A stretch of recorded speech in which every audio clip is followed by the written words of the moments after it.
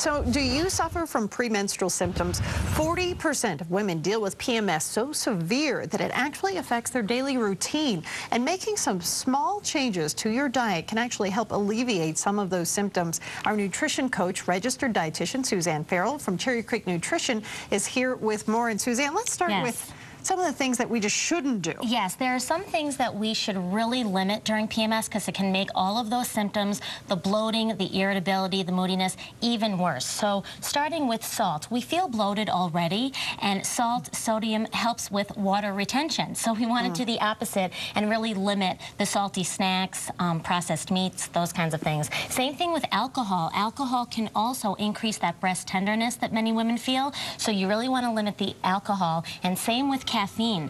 PMS symptoms can be doubled sometimes by too much caffeine. Really? Absolutely. It can increase that irritability and that nervousness. So you really want to limit those things. But then there are foods that you actually want to make an effort at consuming during this time to help you feel better.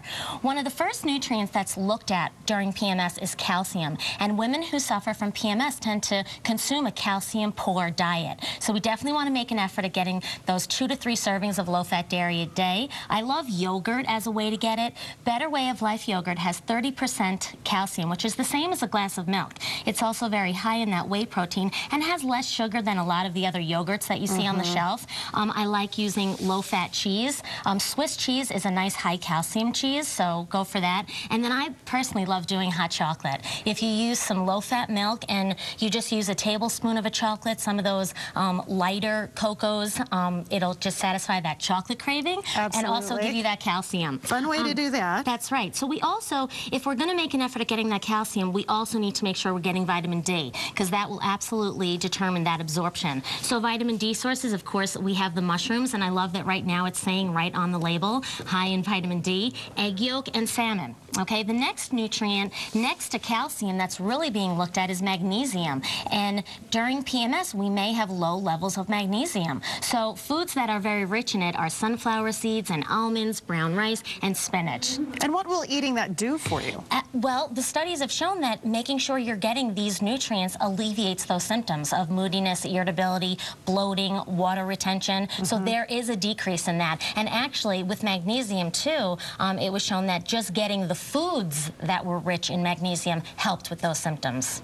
Okay, and then what have we got on the end here? Then on the end we have B6. B6 is another nutrient that is looked at and has been shown that it could potentially decrease those symptoms when we make an effort at getting it. So foods that are rich in B6 are bananas, the potato, chicken, garbanzo beans, and then you can find enriched cereals. This cereal has 100% B6, so you can make an effort at getting that nutrient as well during PMS. I know some women complain about headaches. Any tips there? Yes, absolutely. Magnesium was a nutrient that was looked at for helping to alleviate headaches, but also keep in mind hydration during PMS and make sure you're getting that water, because a headache could be a symptom of dehydration. So with that water retention, just stay hydrated and drink plenty of water.